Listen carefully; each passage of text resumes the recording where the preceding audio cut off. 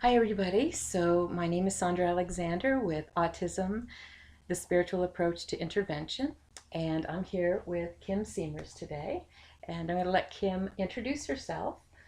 Kim is one of our wonderful certified spiritual approach to intervention providers. She's working here, and this is where we're taping today from Durango, Colorado. So, Kim, could you just tell the nice folks who are listening a little bit about what an OT is if they don't know already, and what your work is like here?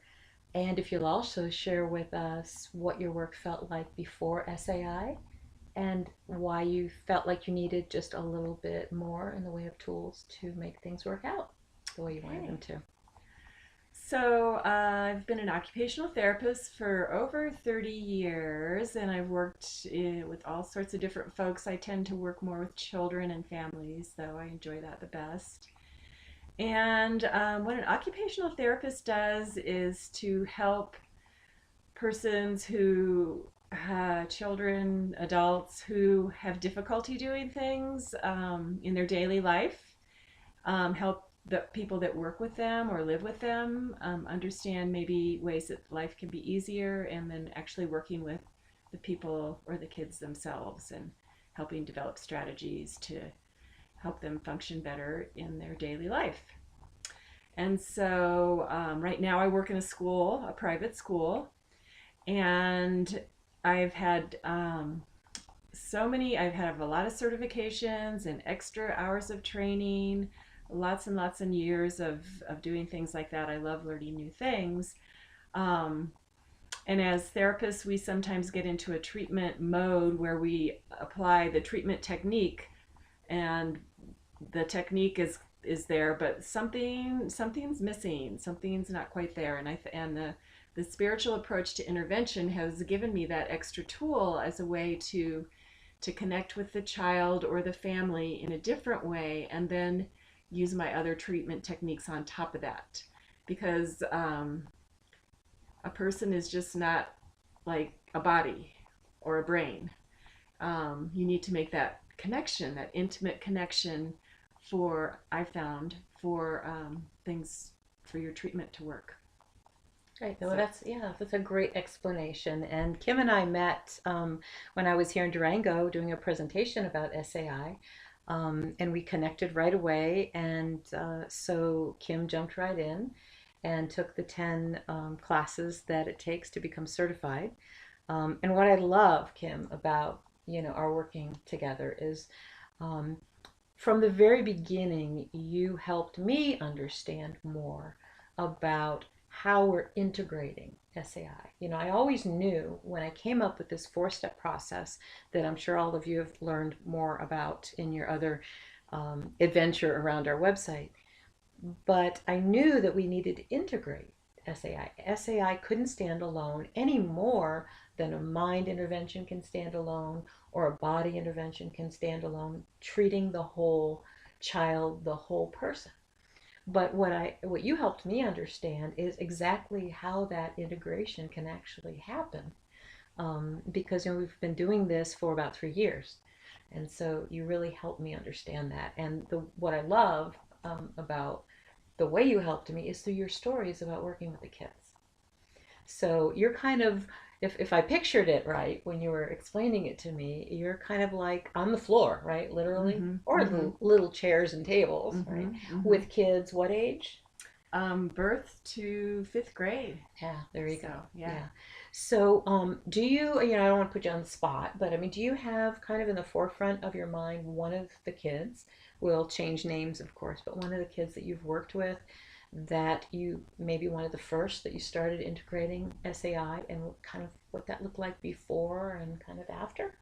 Yeah. One child comes to mind, John, and he would just run into people, run into kids, and knock them over, just crashing into people, not really doing anything purposeful. And so, as an OT, I would say, oh, it looks like he's seeking sensation. So, I need to bring him to my therapy gym and provide him with activities that will give him extra sensation. Actually, this goes into calming the behaviors part. but from a different thing. Yeah. Um, so that just wasn't quite working for him. And so then I used the approach, the changing your perspective, crossing the bridge with him, creating a marquee for him, and stop, drop, and rolling. All those were the ones that were the most profound for him. And it took a couple sessions, but he could tell that we were creating a connection, and he was nonverbal. But he would, when I would come on the playground, he would run over and want to be with me and spend time with me. When he saw me in my therapy gym, he would initiate coming over and want to go in. And I feel that's like because he knew that I could make a connection like that with him that no one else had tried or knew how to make. So that was really profound for me and for him. And so, on our website and on our page where we have the YouTube page and our videos and our website page, you mentioned briefly three tools that you used. You used the marquee, and you used the bridge. And what other tool did you The mention? stop, The drop, and stop, roll. drop, and roll. So there are short videos that will go into more detail on those, for those who are listening. But give me an example. Say, the way you connect, the way he connected. All of a sudden, he felt more connected with Mm-hmm, you. mm-hmm, So let's say the bridge meditation. mm-hmm, First of all, how did you do the bridge meditation? mm-hmm. What exactly would, like, for instance, someone listening and they're either working with a student or they have their child at home, and their child is disorganized like that, and Mm-hmm. just not able to settle, and you feel like they need more sensory and stimulation. So what would the process be? What would you recommend? you know do this, and then this is what you saw. So, I would mostly do it at home in the evening, although I could do it at work. Just find a quiet space and um, get centered and quiet in my body and find who I am. And then imagine John and him, his being, and then and his being maybe doing something that he likes to do, and just insert, crossing a bridge, I guess would be the word for it. Just finding myself in his world and sitting next to him quietly, um, and just accepting him as he is, and being with him. It's difficult to put into words, but I think you probably all know what I mean. You've probably all done that with a family or a pet or someone, just that presence, that deep presence that you have, but doing it very intentionally, spending time for that. And that, yeah, that was the one of the tools that was most profound. Well, and I love what you said about how you went into his space. Mm-hmm. And when you did that, how long did it take him then? How many of those meditations did you do at night when you were at home, and then went into the classroom? And how many of those, and how long did it take before you felt like he felt that you had joined him in his space at some point? Just a couple. It really just took a week. Oh, okay. Um, yeah, just a couple of, yeah, it was pretty quick. So in our going, and this is kind of the whole idea behind the bridge meditation, but watching it work is something else that's just amazing. So you meditated, or you visualized. Those who aren't into meditation, we visualize, and we know, scientifically it's proven that if we visualize something, that the exact same change happens in our body as if we're experiencing that thing.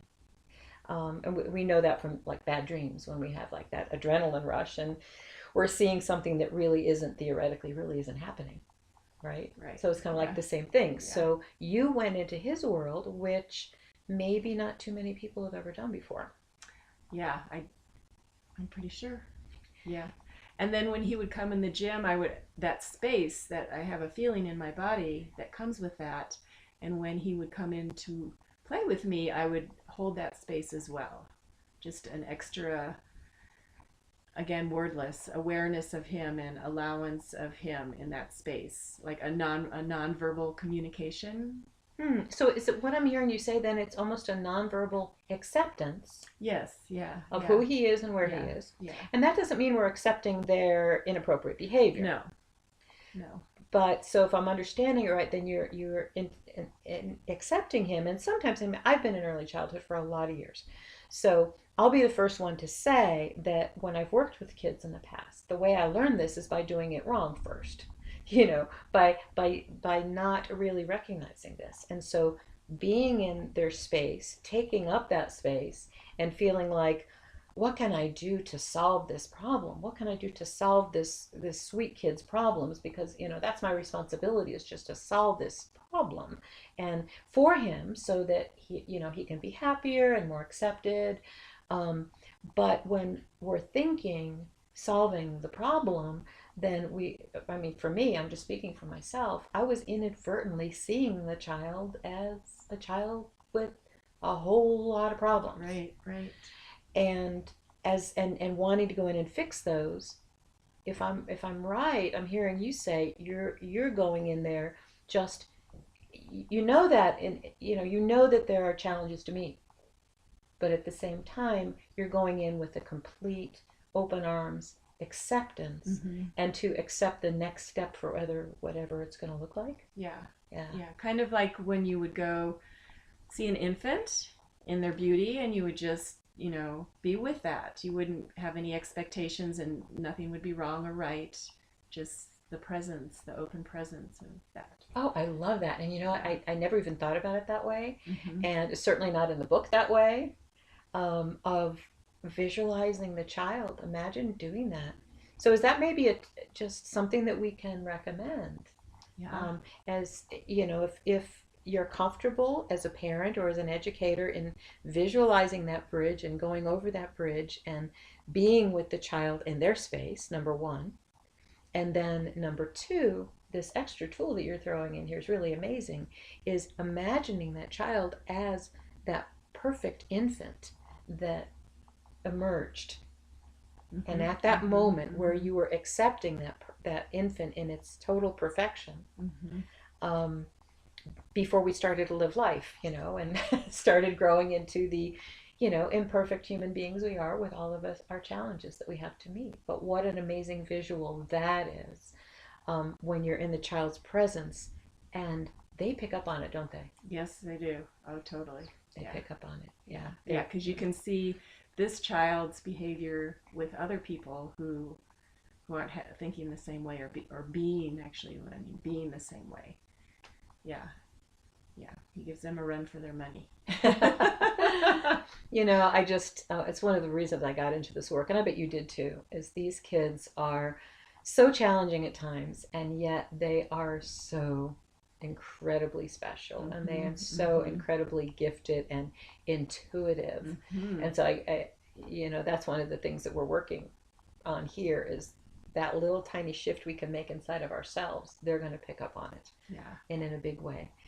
So when we go over the bridge to meet a child, what if we go over the bridge and the child isn't there?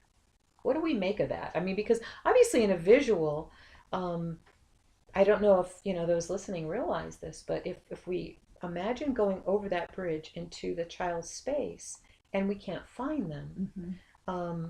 that has a significance too. Mm-hmm. What would that mean to you? Yeah, and I've had children where it's been like that. In fact, I have this one little girl who it is like that, and I just she's not used to people going over the bridge, so why would she be looking for that? So I just plan to keep presenting that and doing it again and again until one day she will catch on, but it hasn't happened before, so she's just not looking for that. Or You know what I wonder though is, even if you don't visualize the child over the bridge, isn't it quite possible, and I think we're seeing more and more of this, that even so, the child perceives our effort, mm-hmm, mm-hmm. right? They Right. know that we're trying new stuff. I mean, that's the one thing about SAI, So is that, aware the right? kids are. Yeah.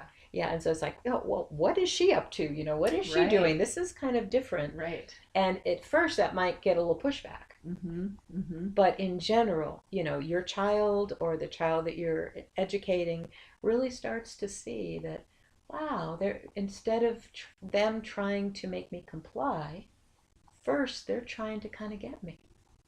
So even if you don't do a full visual with the child, they feel you making those efforts. I mean, this is all about energy, and energy is all around us. Mm-hmm. It really works. Yeah. Yeah, I have another short story. I worked with a teacher at my school, and in the mornings, she would visualize her whole class the way she would want them to be, listening and not harming each other, and just having a sweet class. And she found that her class was different when she did that. Um, so that was awesome for her. So kind of a group Yeah. effect where, Yeah. and if I understand the story right, because you told me this as Yeah. we're working together, it wasn't that the teacher was visualizing what she wanted for herself. Right. I want this class on little marching robots or whatever. If I understand it right, she was visualizing the class going from a bit of chaos to calm, so that everyone was getting what they needed, everyone was Yes. happy. Yeah. There was kindness between, Yeah. and then there was calm, so that the learning can happen. Right. And how close did she get to actually getting what she visualized? Did she tell you that? Well, no. She just said she noticed a change, and then school ended. So And we start all over we'll again, start right? again. I'll Yeah. start tomorrow and see where she is this year in a new class. Great. Well, Kim, is there anything you want to add before we just sign off for this time? Yeah, well, this approach is occupational therapy is about the whole body, and it's even beginning to have a holistic part of it. And I think this fits right in there with occupational therapy as well as anything else, physical therapy, speech therapy, regular daily life. Yeah. It's a great tool. It's a great tool to use, and I use it. Yeah, I use it in my daily life with my family and my friends. Yeah. So autism SAI is going beyond. As we start working with these kiddos in the classroom, we start getting it kind of attuned to using these spiritual tools in our own day-to-day life, and they work just as well. Yeah. Yeah. So we grow too. Yeah. And I think Yeah. yeah, isn't that the big deal? That is a big part of it. Is the change in me, and the effect in me has been amazing. I have so much more calm with whatever happens. School isn't as tiring for me. It's been awesome. Yeah. Yeah, and if we change, we can't help but have the people in the world around us will change too. Yeah. Yeah. Thank you, Kim. Yeah. Thank you. I love working together with you. Yeah. Yeah. What a gift. Yes.